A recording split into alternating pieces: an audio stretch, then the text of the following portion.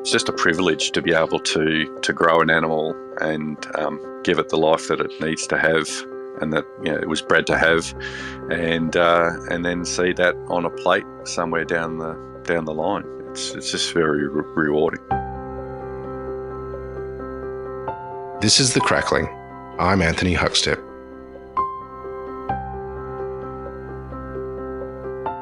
Mirrabooka Pork is a producer of truly pastured pork. Located at Mirrabooka Park near the township of Lawrence in northern New South Wales, it's run by farmer Scott Graham, who has set up their farm to give the pigs the best possible life. Scott, how are you? Yeah, good, Anthony. How are you? Good. It's good to get you on the show. Tell us a little bit about the region. It's the northern rivers of New South Wales. I would say that Lawrence is coastal. We're only, as the crow flies, about 40 k's west of Yamba on the coast. We're north of Grafton and south of Casino. So basically, we're just off the floodplain of the mighty Clarence River. Beautiful part of the world. What's so great about the region for pig farming? That's a good question. It's I think that on average the rainfall is about 800 mils a year. Having said that, we've had 3 times that since late February this year, so it's been quite an extraordinary amount of rain that we've had. But it doesn't get too cold, doesn't get too hot, and I guess the other reason that we sort of chose this area is that it's reasonably close to the abattoir that we go to, which is another important part of how we look to sort of manage our pigs without having to put them on a long trip on that last day. So, but it's a lovely neck of the woods of New South Wales. Give us a sense of life on the farm for the pig. What's the day-to-day like for them?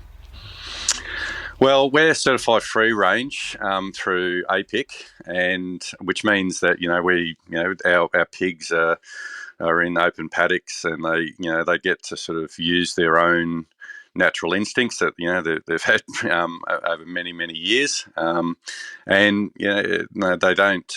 There's no. They just get to do whatever they'd like to do. At this time of year when it's starting to get warmer, they do spend a lot of time in the wallows that we make for them. And now with our grower pigs and our sort of advancing what we want to do here on the farm, they get to ad lib feed. So they've got feed bins to eat when they want to eat. I guess traditionally we've been hand feeding all of our pigs, and we'll still do that with our breeder pigs in our various boar and sow paddocks, but and certainly for the sows that have farrowed recently. But it's just been very manual for us up till recently, and now that we've got these ad lib feeder bins, we'll find that the pigs will eat. Just like humans, I guess they just eat when they want to eat, and the more timid pigs, and you do see this when you hand feed them in a trough, that the more timid pigs will hang back, and therefore they're probably not getting what they want to eat when they want to eat. So this ad lib feeding will help build an even advancement of each pig as they go along, because they just eat when they want to eat. There's no real bullying at the trough or at the feeder bin, and they'll graze all day long, and they'll only eat what they want to eat. But with the different breeds of pigs that we have, they want to eat at different times, and the nature of the pig themselves. So it's going to start hopefully warming up soon. Like I said, we don't get it too hot here. It does get into the 40s a couple of days a year, but it's not a bad place. And obviously with all the rain that we've had, and there's supposed to be another wet summer, but we'll build more wallows shortly, and they can do whatever they like to do. You mentioned that they live with their natural instincts on the farm. Do you have any funny stories of the life of a pig and what you have to deal with farming pigs?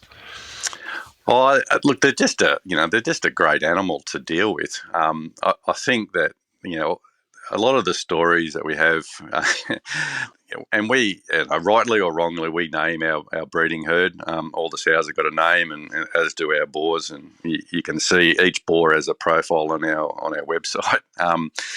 So they, I guess, they just have. Each of them have got different personalities. Our boars are just they're with us obviously a lot longer. Our very first boar is a fella called Floppy. He's Floppy by name, but not by nature. Yeah, he was on the farm when we bought the farm because it was already an existing free-range pig farm, and he's sort of a mixture of large white, and he's got a bit of large black in him as well. But he's a white-coloured pig. But he's been with us from the start. He's probably too old now for us to rely on him being a breeding boar, but he's there. He's what got us going. So he's got his own paddock now with a couple of older sows to sort of live out his life. But yeah, when we first started, it was a very, very hot day. I remember it, and we were still very early stages of our understanding of how to deal with pigs, but he got to a point where he was overheating, and we thought that we were going to lose him, and we raced down to the dam and basically just put buckets of water over him, and he cooled down pretty quickly as the sun was setting. But and then only probably less than 40 minutes later, he was serving a sow. So he's just been great for us. But and in those early days, just not knowing what we were doing properly, that was just a highlight. It's just a memory that stayed with us, and that was almost 6 years ago now when that happened. But yeah, they just got a personality about them. Right as soon as they're born, they're just so inquisitive, these animals, and they're great to be around. I want to explore what you're doing there in detail a bit later on, but take us back to when you were young. What sort of role did food play in your family? Well, I'm half Italian, so on my mother's side, they're Italian people. They love their food, as you well imagine. My mother came over to Australia when she was 9, and my grandparents, they were just traditional in the way that they cooked their food, and they never lost that, even though they'd been in Australia for many, many years. And yeah, the food was just all traditional Italian food, and it was just awesome. I mean, she was even able to make tripe taste good. So yeah, I just remember all the different types of meats that she would make, and different meals from those meats were just awesome. And I guess from a pork point of view, it didn't have that.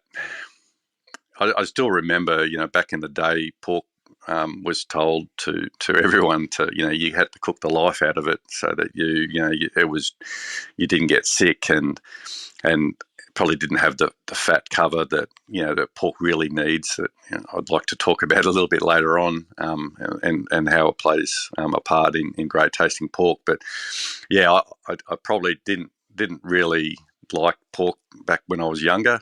It just was always dry, and that was my recollection of it. And part of the reason why I wanted to get into free range pork farming when I got the chance to a couple of years ago.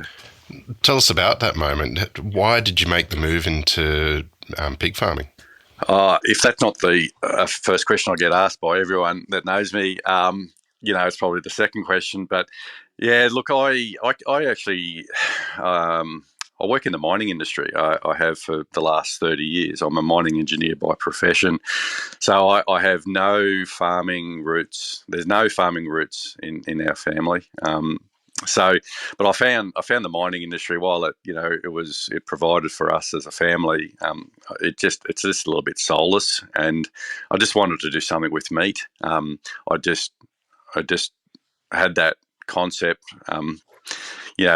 As most people do, you watch some of these shows, and you sort of get that desire to just do something different and to make something, and call it a midlife crisis or what, I'm not so sure. Maybe my wife has said that a few times, but I just wanted to do something different. I wanted to do something with meat, and maybe that's the Italian in me that sort of comes out. But the pigs seemed like a good idea. At the time, we did a bit of research, and I talked to a lady who's been a long time advocate for free range pigs, a lady by the name of Lee McCosker, and I spent a lot of time sort of picking her brain. We did some training with her, and I guess there weren't that many free range producers in the market. And going back to sort of 2016 now, and we're probably also we hadn't probably reached the peak of the drought, but there just wasn't that many free range producers in the market. And I thought, well, let's give it a go. And I guess I probably have a huge appetite for taking a risk, and just decided to dive into the deep end and give it a go. So we just wanted to make sure that we got a place near Bouillon, which is our abattoir, up near between between Lismore and Bangalore, and we sort of just drew a circle around that and started looking at places, and that's how Lawrence and this property came to be in our hands. What surprised you about pig farming when you first started up? I think that it's a good question. What surprised me? I mean, I think everything. I think that the cost of the feed, and I guess how much feed plays a part in the profitability of a free range pig operation like ours has, and I think that the drought and the downstream impacts of the cost of getting that feed to the farm, and including the transport, how many other people that you have to rely on to get a pig, a pig to one of your butchers.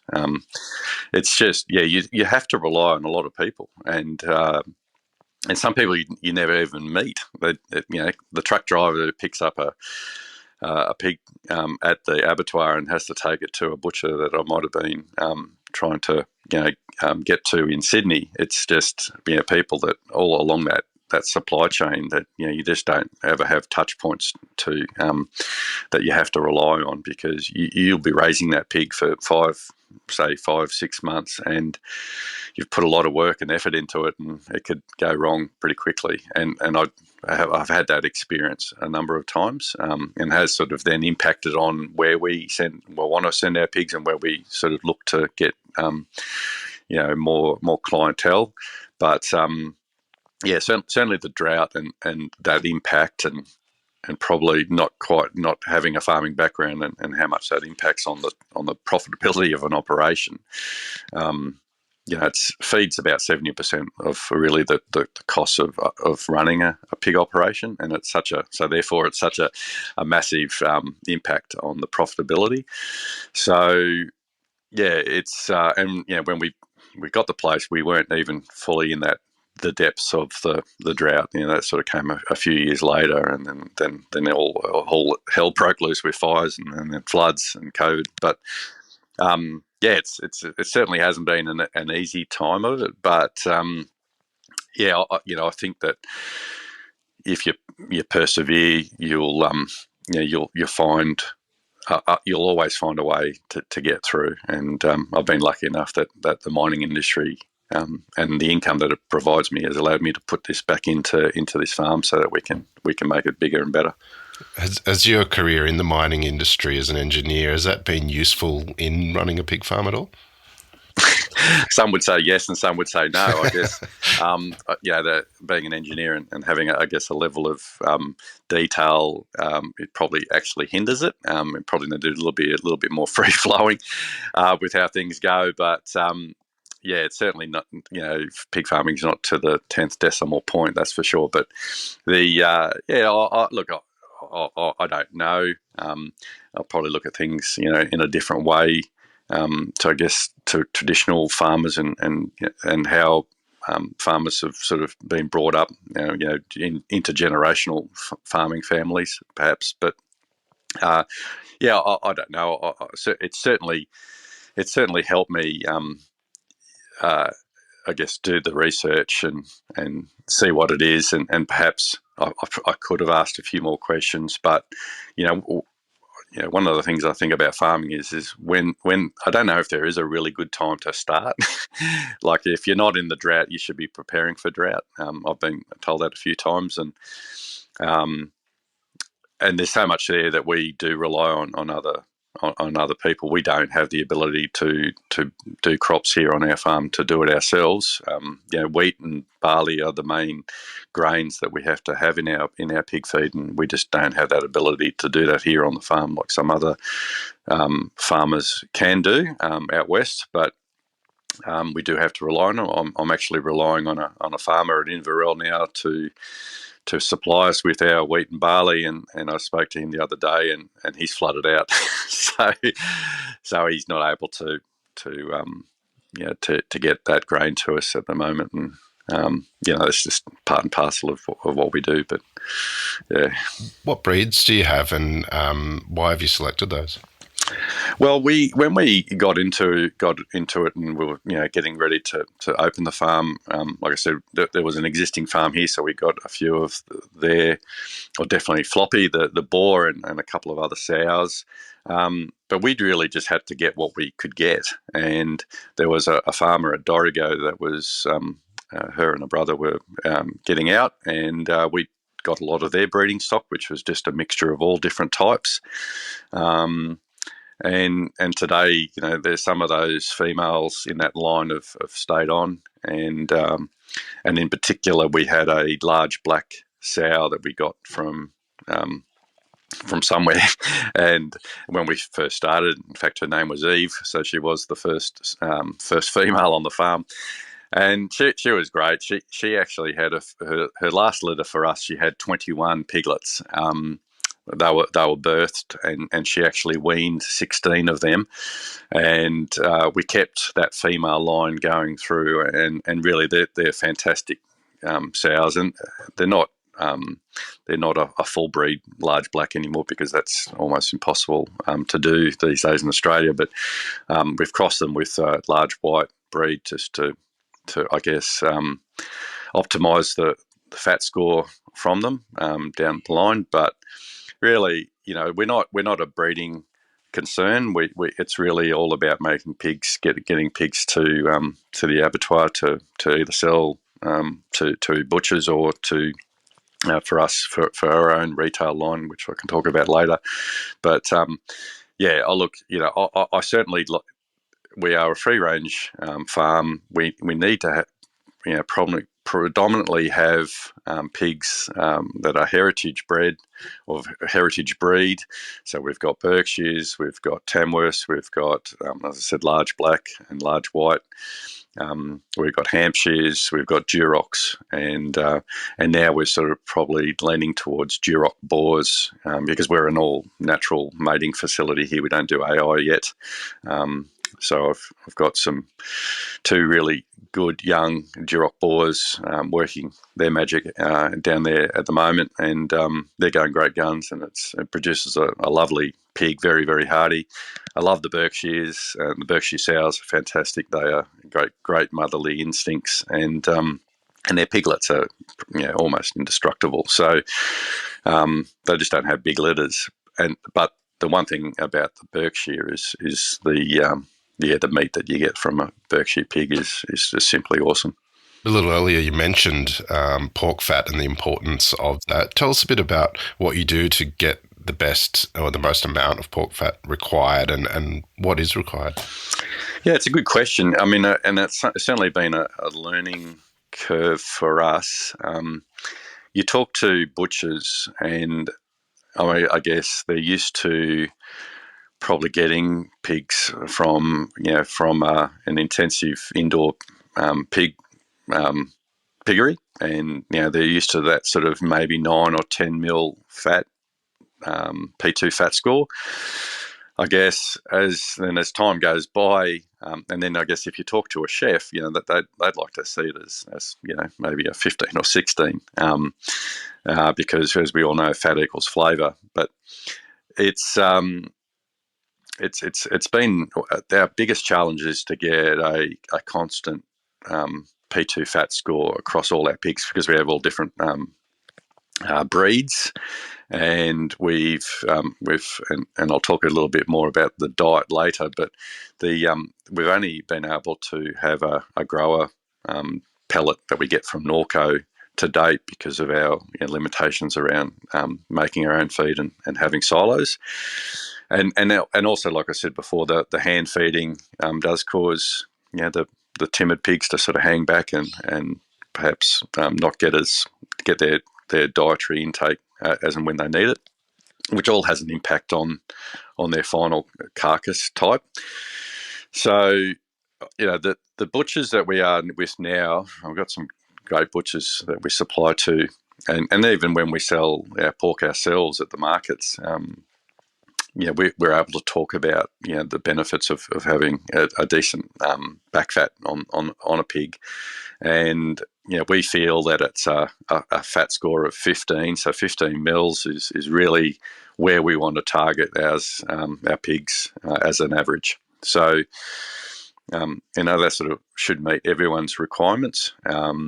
It might mean that some people have to sort of move away from what they sort of think is what a pork chop should look like, because they feel that that's a waste of money. But really, if you want a pork chop to taste good, you need a decent fat score, a bit decent back fat to be able to get that flavour. Otherwise, you're really just eating that protein for the sake of eating it, without the flavour. I don't think that any meat has got any real value to it other than it's just a commodity. So yeah, I think for us, 15 mils is where we want to target at, and we're hopefully flood levels receding aside, going to be making our own pig feed before too long, and we'll have diets for each of the different stages of a pig, because they've all got different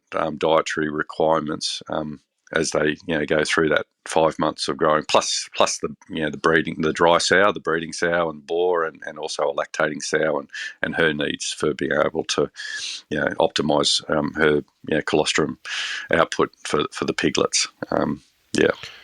How important are farmers markets for you and your brand? Very important. Very, very important. It means a lot more work for us. I mean, the easiest thing for us to do is just to grow pigs and sell them to butchers. But we know, and as I said, we've got some great butchers, and they talk about us, and we give them the information to be able to talk to their customers. But at the end of the day, they've got all sorts of proteins that they've got to sell, and they can't spend as much time as we can talking about pork and pork fat and what we do with our pigs as we like to. And so that makes it very rewarding for us to get out there and to go to the markets. Our main market is at Yamba. The farmers and producers market at Yamba every Wednesday morning is great, because Yamba's a destination point for a lot of people. We've got some great local customers, but we also get a lot of people coming up from Sydney and down from Brisbane and in between. And from out west as well, and we just love talking about our what we do, and this is where I need to say that Mirrabooka Pork is not just one person. There's a family here. It's my wife Jackie, my mother-in-law Lynn, and Jackie's stepbrother David. There's just the four of us that run this operation, and so Jackie's she just loves talking about ways of cooking pork, and she can be sitting there talking to people for a long time about different recipes that we've tried here on the farm, and go and try it, and it's it's a great connection for us to talk to people about our pork, and then that they take that little postcard away with them with our little logo on it, and hopefully we get some repeat customers out of it. Can you tell us a bit about some of the dishes that feature at home and cuts that the family enjoy? It's a great talking point for us. I guess, yeah.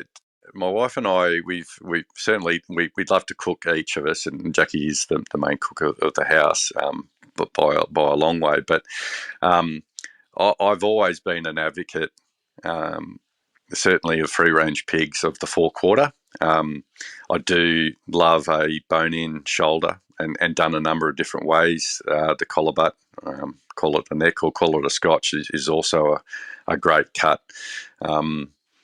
And it's just that ability to turn that over time into just a delicious dish, and it could be quite tough, right?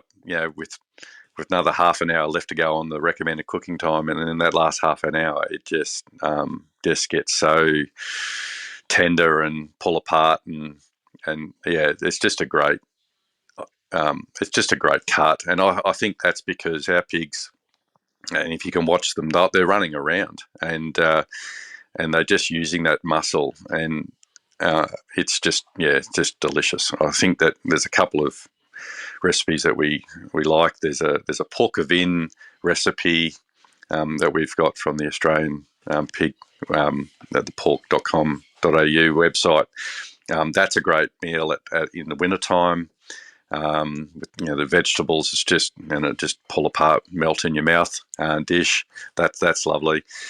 You can never go past a great pork belly, but I think that the best recipe that we've ever tried is an 8 hour slow cook at about 120, and you do the crackle at the end. So sort of against the typical way of doing your crackle at the start, but so it looks a bit average until that last sort of 20 minutes, and there's a peanut and chili salsa that we put with it, which is just awesome. And I think that in the past, with belly, you always get good crackle, or I find that we always get good crackle, but the meat can be a bit tough. With the 8 hour slow cook, I found that the meat was very tender and just made it so much more worthwhile. So, yeah.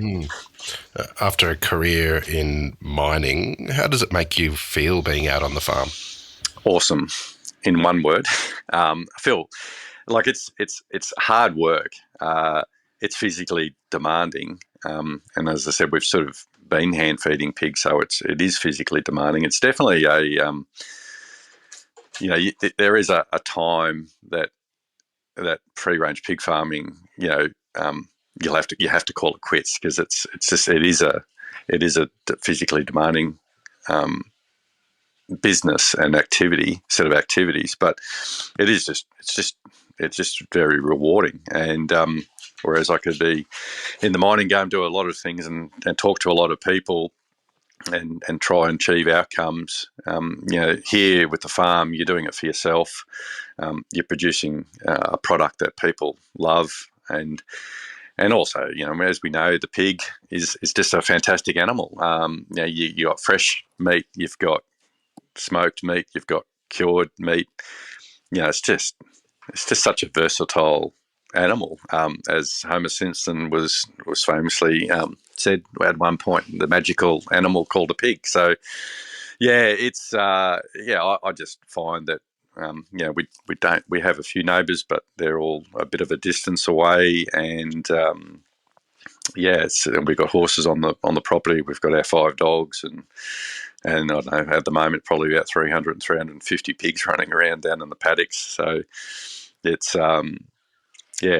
and doing the fencing and doing wallows and preparing for summer, or being there when a sow farrows for the first time, and watching her sort of develop as a sow.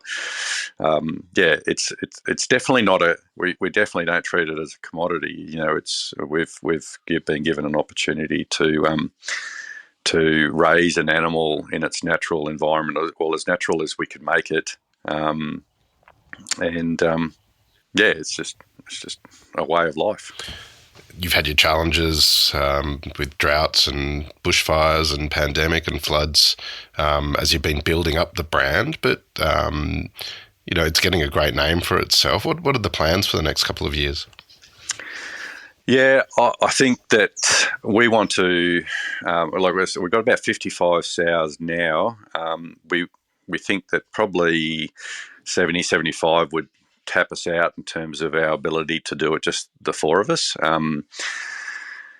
So I think that we're going to build some more paddocks so that we can rotate our paddocks. We've found a great breeding business or another farm that does where we can get some new blood into our breeding stock. So Eli at down there near Goulburn, he provides us with Hamrocks. So that's a Hampshire Duroc cross gilts, and we bought our Duroc boar from him. So that we find, and we get Hampshires from him as well. We're going to get a few more shortly. So that's Dewsbury pork. But yeah, I think that we'd like to, get some fresh blood in, small fresh blood in, and grow it up to about 75 sows. Making our own feed is just such a major lever for us that we are, so desperate to get going.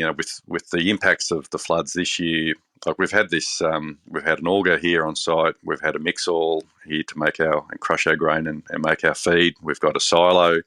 I'm just waiting on a shed to be built. And so all of the infrastructure is ready to go to make our own feed, and now it's flooding again out in Varel and we can't get the grain. So, you definitely don't get into farming for quick rewards, and you have to have a constitution for constant challenges and setbacks. Like we had yesterday, we couldn't take our pigs up to the abattoir because we had a breakdown of our cart that takes it up there. So that's now another week away from us getting back up there. But yeah, look, I think challenges aside, we think that we'll just keep it expanding just sensibly, and just I'd like to find probably another 2 or 3 butchers, because we've got more pigs coming through now because of those extra gilts that we've put through onto the farm, and I guess form a relationship with someone who can make us some cured meats. We've done a bit of that in the past, but now looking for someone new. And then for us, we think that we would like to start making our own bacon and ham ourselves. Our butcher makes all of our products at the moment. We send him 2 or 3 carcasses a fortnight for us to go to the markets with, and he does a fantastic job. We'd like to start having a crack at that ourselves at some point too. So, it's a 7-day-a-week thing. Pigs are. It's like that. You've got to make sure that they're being fed at least once a day by law. We do it twice a day when we're hand feeding. That way we can look over the pigs. But it's a full-time thing. But over the next couple of years, we'd like to be able to expand and make a few more products ourselves, and just get the name out there. Well, you've won a few awards for your approach to farming. What do you love about what you do? Oh, it's just the ability that you're making something, you're growing something that is a live animal, and you're feeding people from that live animal. And I think that there's too much, I guess, and this is a personal opinion that maybe not everyone shares with me, but you're eating something that's come from a live animal, and you should be respectful of that. And it's not a commodity, and there's probably a lot of that going on around us at the moment. But for us, we take a very hands-on approach. Like I said, rightly or wrongly, every sow and boar's got a name, but which we get attached to and becomes difficult at the end. But it's just a privilege to be able to grow an animal and give it the life that it needs to have, and that it was bred to have, and then see that on a plate somewhere down the line. It's just very rewarding. Well, Scott, it's amazing what you're doing, and it's an honour to have you on the Crackling today to hear a part of your story. Please keep in touch, and we'll catch up again soon. Great, thanks, Anthony. I appreciate it. This is the Crackling, a Deep in the Weeds production in partnership with PorkStar. I'm Anthony Huckstep. Stay tuned as we catch up with some of Australia's best chefs and pork producers to discover what makes Australian pork so special.